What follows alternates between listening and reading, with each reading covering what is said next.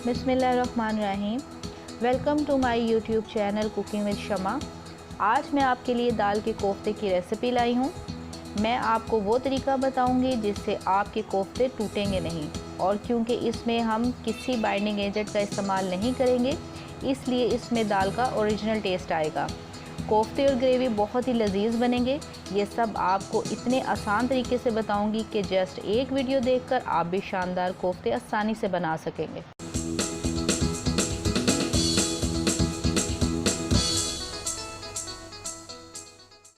आधा किलो चने की दाल लेकर 2 घंटे पहले पानी में भिगोकर इसे स्टेन कर लिया है।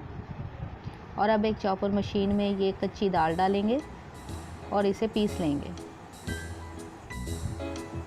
मैंने दाल को पीसने के लिए चॉपर मशीन का इस्तेमाल किया है। आप किसी भी चीज़ के अंदर दाल को पीस सकते हैं। और दाल को हमने एक बार पीसा, आप दाल को ऊपर नीचे कर रहे हैं ताकि कोई भी दाना इसके अंदर साबुत ना रहे। तो ये आप देख सकते हैं कि मैंने दाल को पीस कर बारीक कर लिया है।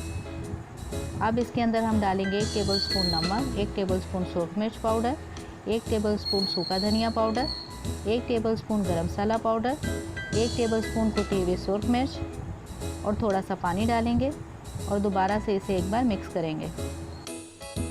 चॉपर को एक बार चलाने के बाद चम्मच के साथ तमाम मसालों को ऊपर नीचे करेंगे ताकि तमाम मसाले जो हैं दाल में अच्छी तरह मिक्स हो जाएं। मसाले जो हैं दाल में अच्छी तरह मिक्स हो चुके हैं। अब इसे एक डिश में निकाल लेंगे। हाथों के साथ एक बार मिक्स करते हैं और दाल का थोड़ा सा पोर्शन लेंगे और एक कोफ्ता बनाएंगे। अब इसे हाथ पे रोल करते हुए कोफ्ते की शेप देंगे। ये देखिए गोल कोफ्ता बन चुका है। इसे हम साइड पे रख देंगे। एक कोफ्ता मैं और बना के दिखाती हूँ। ये देखिए बिल्कुल गोल कोफ्ता बना है। तो ये दाल के हमारे 2 कोफ्ते बन गए हैं। सेम प्रोसेस को फॉलो करते हैं हम बाकी के तमाम कोफ्ते बनाकर तैयार कर लेंगे। मैंने यहाँ पे बड़े साइज़ के 16 कोफ्ते बनाए हैं। अगर आप साइज़ छोटा रखेंगे तो आप 20 से 25 कोफ्ते बनाकर तैयार कर सकते हैं। दूसरी तरफ कढ़ाई में मैंने 2 गिलास पानी लिया है। पानी को हम हाई फ्लेम पर बॉयल आने तक गर्म करेंगे। पानी के अंदर बॉयल आ चुका है। अब इसके अंदर हम स्टीमिंग स्टैंड रख देंगे। अब एक एक कोफ्ता स्टैंड के ऊपर सेट करके रखेंगे ताकि तमाम कोफ्ते जो हैं स्टीम के अंदर बनकर तैयार हो जाएं। 20 मिनट के लिए कोफ्तों को कवर कर देंगे। और अब ग्रेवी तैयार करने के लिए हम मसाला पीस लेते हैं। तो ये मेरे पास एक मिक्सिंग जार है। इसके अंदर हम डालेंगे थोड़ा सा अदरक मोटे टुकड़ों में काट कर।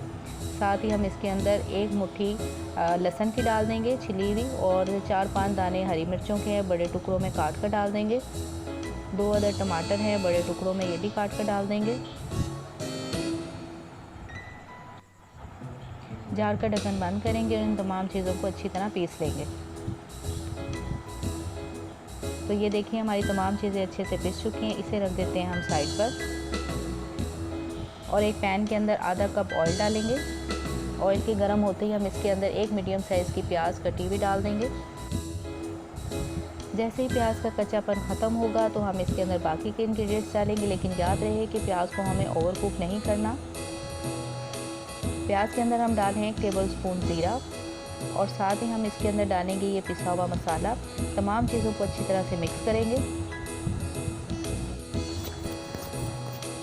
साथ ही हम इसके अंदर डालेंगे 1 टेबलस्पून सूरख मिर्च पाउडर, हाफ़ टी स्पून हल्दी पाउडर, 1 टेबलस्पून सूखा धनिया पाउडर, 1 टेबलस्पून नमक हमने कोफ्तों में भी डाला है, 1 टेबलस्पून गरम मसाला पाउडर। तमाम चीज़ों को मिक्स करेंगे। फ्लेम को हम लो मीडियम रखेंगे। कोफ्ते हमारे सेट हो चुके हैं। कोफ्तों को स्ट्रेनर से निकाल लेते हैं। और ये देखिए ज़बरदस्त कोफ्ते हमारे स्टीम में अच्छे से बन चुके हैं। अब एक एक कोफ्ता पकड़ेंगे और ग्रेवी के अंदर डालेंगे। ये देखिए तमाम कोफ्ते हमने डाल दिए हैं। साथ ही इसके अंदर आधा कप दही डालेंगे।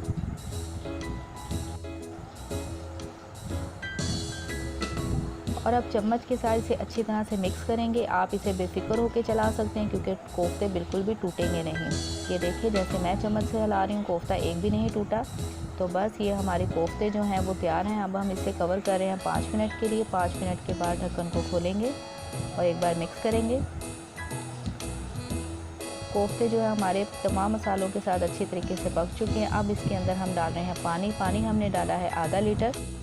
5 मिनट कवर करके पकाने के बाद इसके अंदर डालेंगे धनिया पत्ता और बस कोफ्ते हमारे रेडी हैं। ये आप देख सकते हैं कोफ्तों के फाइनल लुक, कितने ज़बरदस्त ये कोफ्ते बनकर तैयार हुए हैं। Please subscribe our channel and press the bell icon button for daily updates. Allah Hafiz.